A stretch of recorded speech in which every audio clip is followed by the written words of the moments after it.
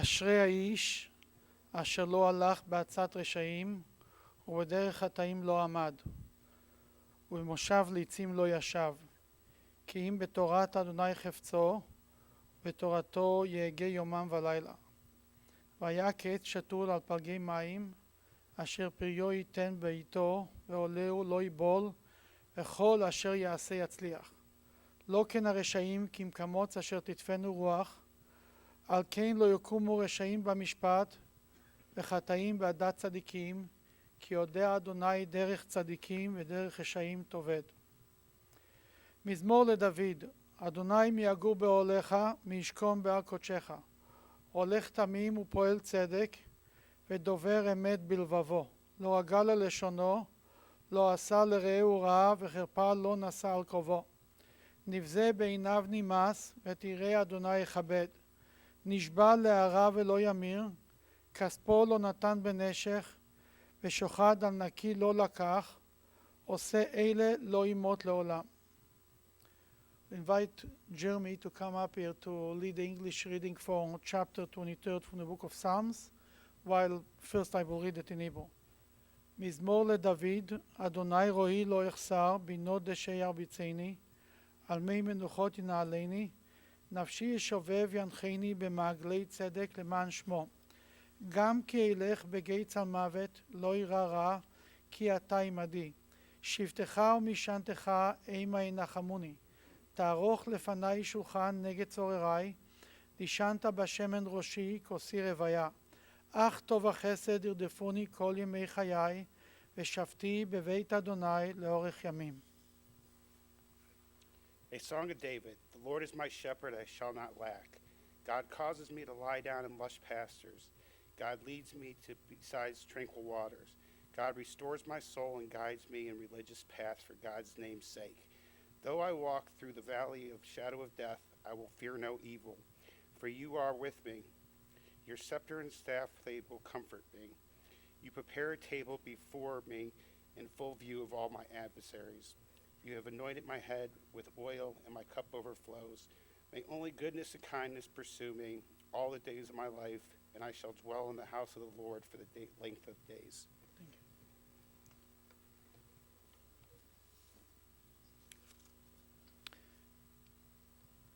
Truth is that I feel humbled to eulogize a woman who lived 94 and a half years.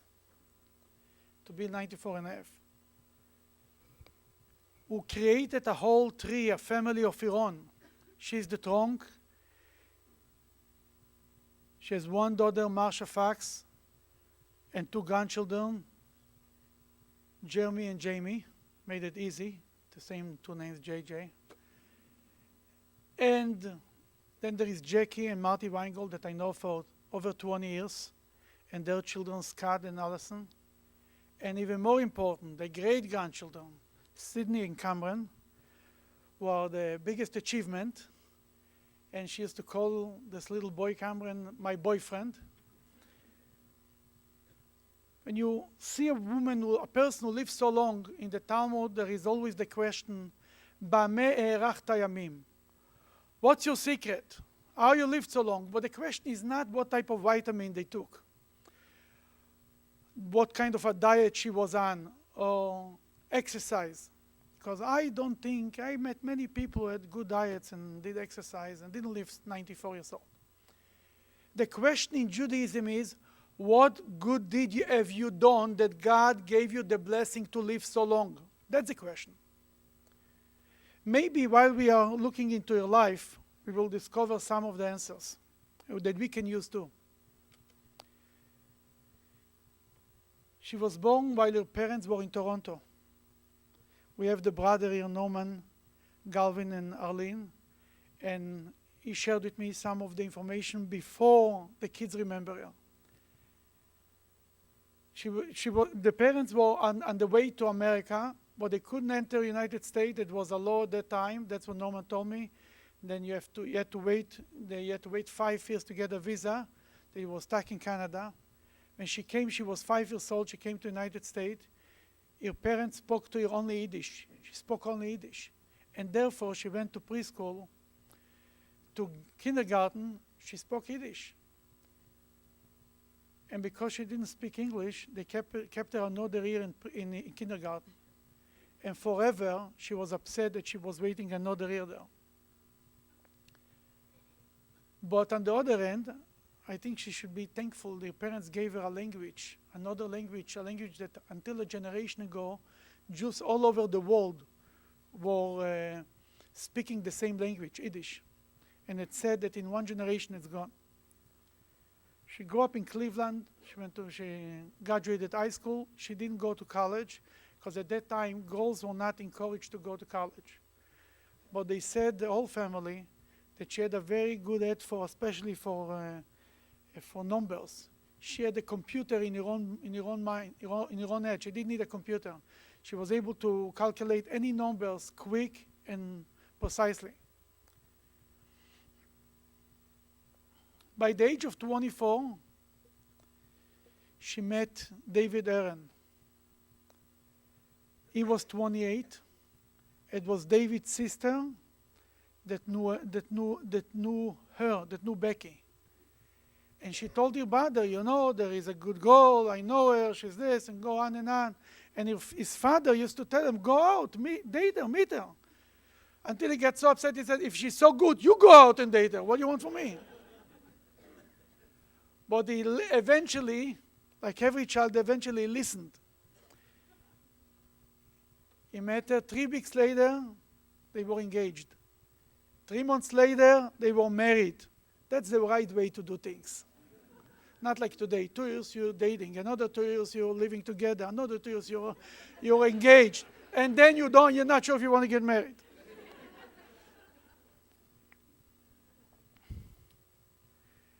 And then they lived together in a 2-family house with the parents.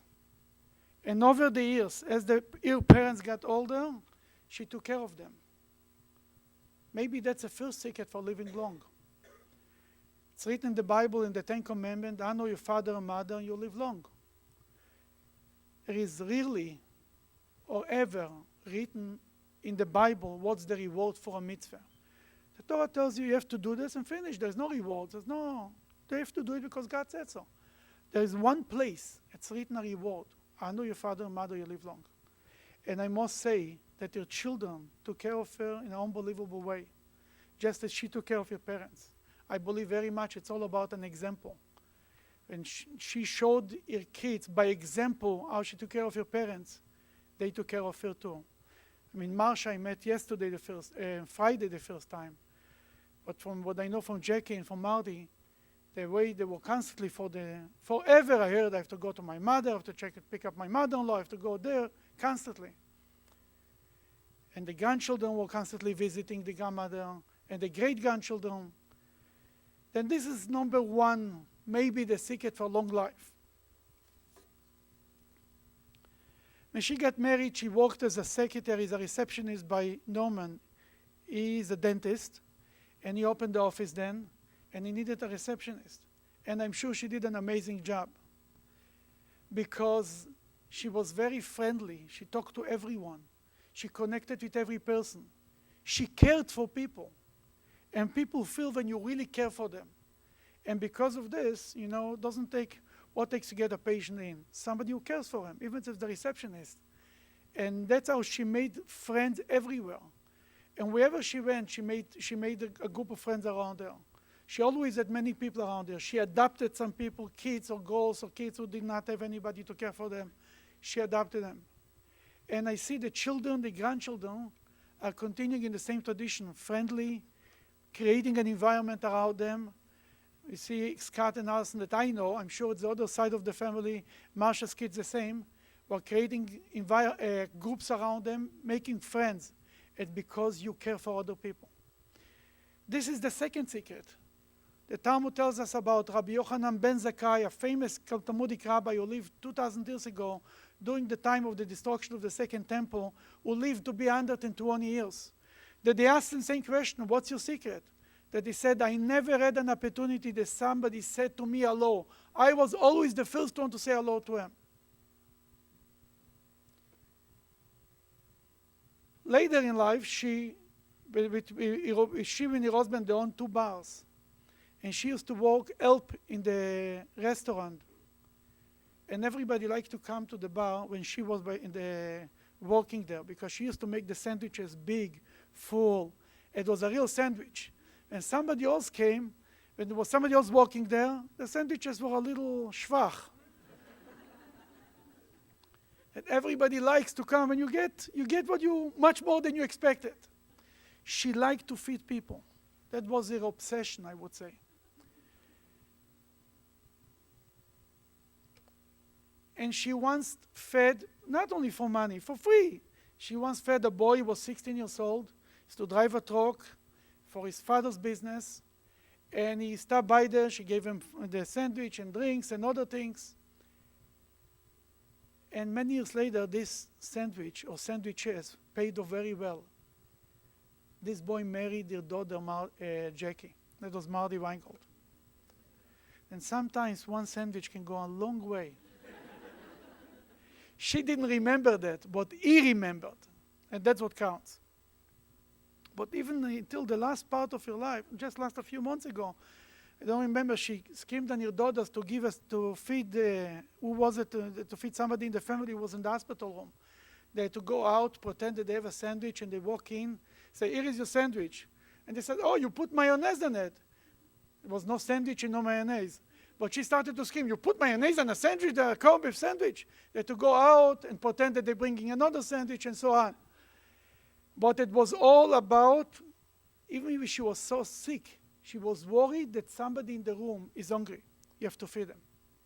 When she used to prepare the table, not only she prepared the table for the whole family, even for the dog had a seat by the table. That's going the extra mile, really. Here is the third secret. God is supposed to feed every human being on earth. But how is he doing it? With agents. He has other people who do it for him. That when you do a good job, he keeps you on the job. He says, oh, you do such a good job on feeding people. Move on. Do more and more of it. Not long ago, the famous Prime Minister in Israel and President Shimon Peres passed away. He used to say he never looked back. He never regret on the past. They repeated to me that their mother, Becky, said that she has nothing to regret for. She looks back, she was happy about everything she did. She was very happy with her life, very comfortable, never needed more, never needed much. And that's maybe the best secret. You're not so aggravated. You're happy with what you have with your share. She passed away this week between Rosh Hashanah and Yom Kippur. It's called the days of tshuva, the 10 days of repentance. But the real truth is tshuva, repentance, is not the right translation for the word tshuva. Tshuva means returning. She returned home. She returned back to her parents. She returned back to God. She was on a long journey of 94 and a half years, and now she returned back home to God who gave her the soul. May her soul be resting in a resting place with God. And now we're going to hear from the grandchildren, first from Jeremy, then from Jamie, then from Scott.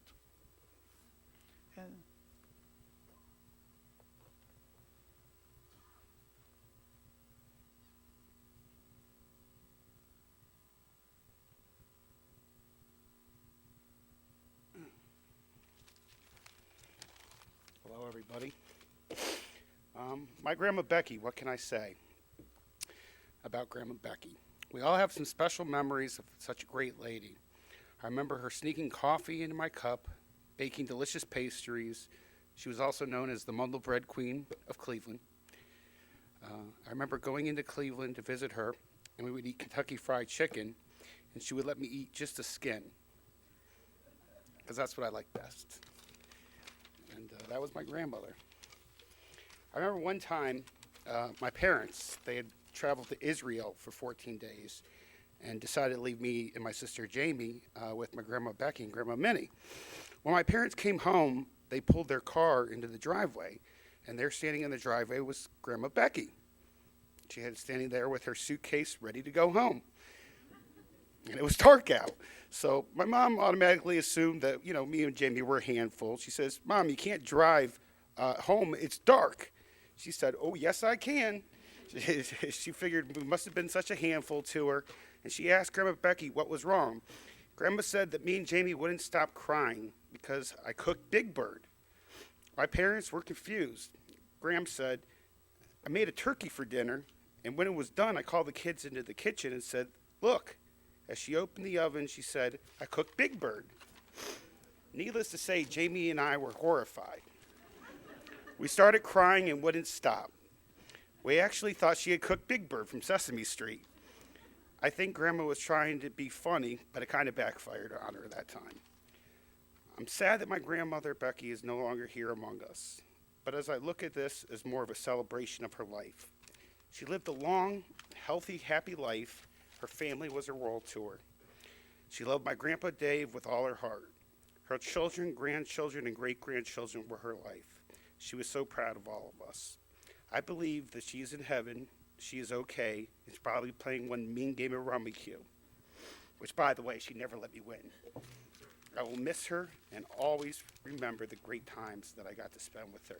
Until we meet again, I will always love you, Grandma.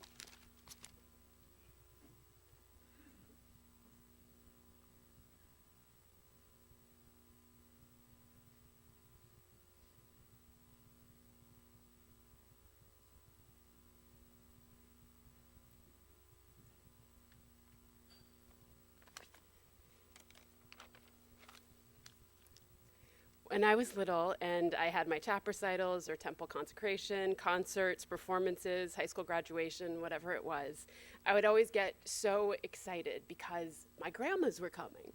And I would tell this to my friends and they would look at me like I was absolutely nuts, like your grandmas are coming? I didn't realize that not everyone's grandmas were best friends. Even as an adult, I found myself trying to size up my boyfriend's mothers to see if they would be a good match for my mom. If she could find, if I could find a mother that would be the kind of lifelong friend that my grandma was to my mom, the loyalty and the support that Grandma Becky offered Grandma Minnie was beautiful to me and very special. To me, they were always sort of the elderly version of Thelma and Louise. So here's this spectacular woman, and she's this amazing friend to my grandma and to all of her friends. And if you can imagine what it would be like to get to have her as your grandmother, is even better. And I know that I was a very lucky girl for that. And if you still can't imagine how special she made all of us feel, let me take a different route and just try and imagine eating her mandelbread. And you're taking a bite and it's so delicious. It's just the walnuts are perfectly distributed. It's sweet but not too sweet. It's firm but flavorful, and it fits in your mouth like it was made just for you. But I'm totally getting off track. So just, you can choose which way you want to look at that, through food or friendship, which are very similar in our family. But one of the most important memories that I have with my grandmother was when she flew all the way across the country to Los Angeles to bring me some mandelbread and to see my play when it was first going up. And I had just finished, it was opening night, and I was walking to the green room, and the first person I saw was my grandma. And she walked up to me and she grabbed my hand and she pulled me in close and she just said, all right, kid, now we know you're talented. Now all you need is a little bit of luck. And it was her special brand of practical belief that I carry with me every day. She made me feel valued, but she also made me aware of the challenges that were ahead. Her level-headedness, no doubt, a reflection of her sound and rooted nature. And we were all very lucky to see her example that she set for all of us. So I know that today we are saying goodbye, that we are here saying goodbye to Grandma being here. But we are here as a family because of Grandma Becky. She brought us all together. She showed us the importance of putting family first. And Grandma Becky cared. She cared about everything and all of us. And as she often said to me, I want to say to her that I love you a bushel and a peck. Thank you.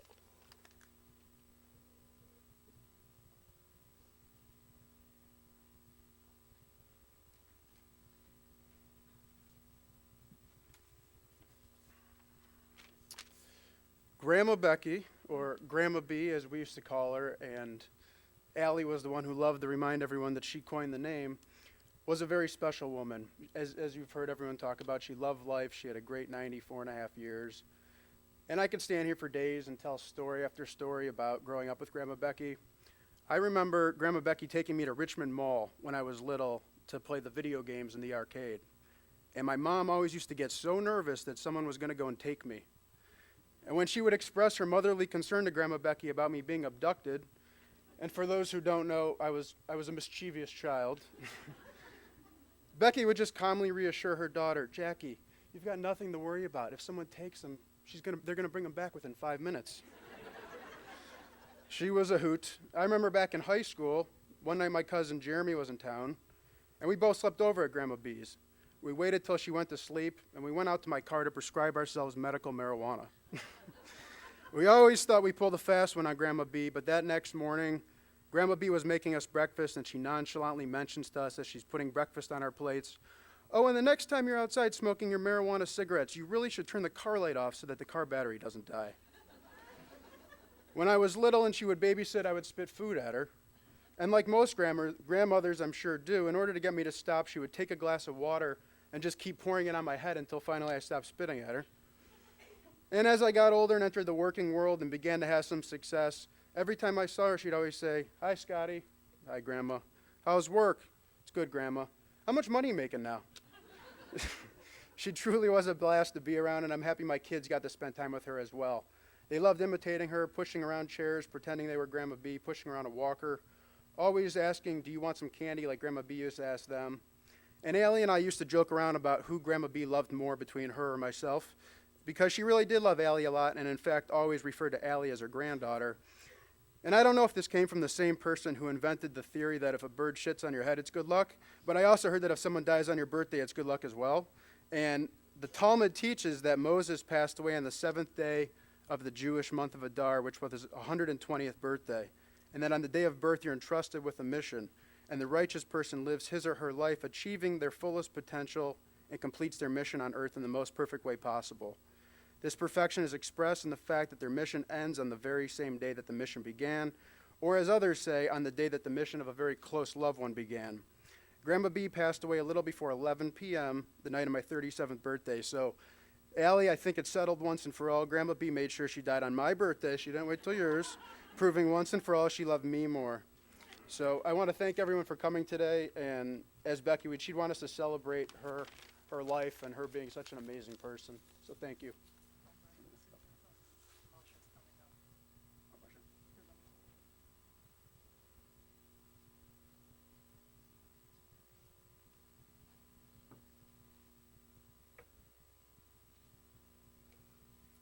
I wasn't going to say anything because I thought I would not be able to speak. But we've been sitting in there and we've been laughing and we've been reminiscing and we've been smiling. I've done so much crying in the last couple of weeks, I think I'm pretty cried out. So I'd like to just share a couple of thoughts. I didn't write anything, but in the last couple days I have received the most beautiful notes, telephone calls, emails, Facebook posts. And I only wish that my mother was around to have been able to hear all these wonderful things that people had to say about her. The rabbi said she did adopt one of my friends who was in a situation where, she needed a mother. She had my mother. But what sums up, I think, my mother's life is I got an email from a very close girlfriend who we've been friends since we were 14 years old. And she said, Marcia, I loved your mother.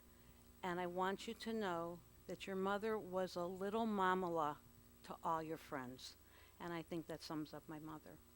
Thank you.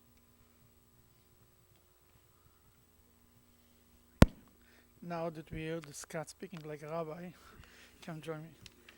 Please, please rise for the memorial service. אל מלא רחמים, שוכן במרומים, אמצי מנוחה נכונה על כנפי השכינה, במעלות קדושים וטהורים כזוהר הרקיע מזהירים, את נשמת רבקה בת חיים שהלכה לעולמה, בעבור שאנחנו מתפללים בעד הזכרת נשמתה, בגני עדן תהא מנוחתה. לכן בעל הרחמים יסתיריה בסתר כנפיו לעולמים, ויצרור בצרור החיים את נשמתה. אדוני ונחלתה ותנוח בשלום על משכבה, ונאמר אמן. God, full of compassion, who dwells on high, grant proper response on the sheltering wings of your presence. In the lofty levels of the holy and pure, who shine as the brightness of the firmament, unto the soul of Rebekah, daughter of Chaim, who has gone to her world, and for whose memory we pray. May her repose be in paradise. May the Master of compassion bring her under the cover of God's wings and bind her soul in the bond of life. May the Lord be her heritage. May she repose on her resting place in peace. And let us respond, Amen. You may be seated.